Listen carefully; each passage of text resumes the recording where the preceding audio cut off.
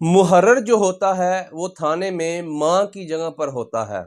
अक्सर औकात लोगों से हमें ये सुनने को मिलता है कि पुलिस ने गैर कानूनी तौर पर हमारे बंदों को थाने में हवालात में बंद कर रखा है या उनसे पैसे लेते हैं और रात को फिर 1 दिन 2 दिन बाद छोड़ देते हैं।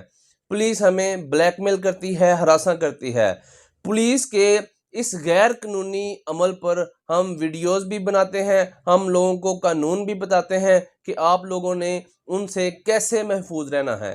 अब यहाँ पर एक सच्चा वाकया जो मोरखा 16/1/2025 को बवक़्त 9 बजे थाना कोट दसावा जिला चिन्योट का जो मुहर्रर है, जो थाने का मुहर्रर है, वो अपने ही एसएचओ के खिलाफ एक रपट दर्ज करता है और उस रपट में वो मुहर्रर क्या कहता है कि थाने में बहुत ही ज़्यादा पेंडेंसी है केसेस की।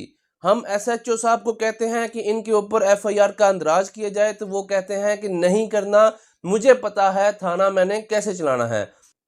अब वहाँ पर थाने में एसएचओ साहब क्या करते हैं, ये मुहर्रर के बकौल वो कहता है कि एसएचओ साहब बंदे पकड़ कर लाते हैं, थाने में उनको बंद कर देते हैं।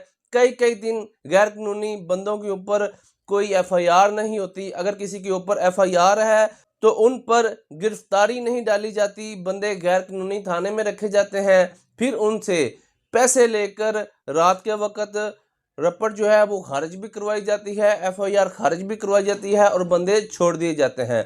एसएचओ साहब ने प्राइवेट एक घर रखा हुआ है, वहाँ पर प्राइवेट बंदे भी रखे हुए हैं जो बंदों को गिरफ्तार कर कर लाते हैं, उनसे पैसे लेते हैं, फिर पैसे लेने के बाद उनको ब्लैकमेल करके, हरासा करके, उन्हें टॉर्चर करके उन्हें छोड़ देते हैं। मुहर्रर के मुताबिक मुहर्रर ये कहता है कि एसएचओ साहब ने कुछ इश्तिहारी मुल्ज़मान भी रखे हुए हैं जिनकी वो पुष्ट पनाही करता है।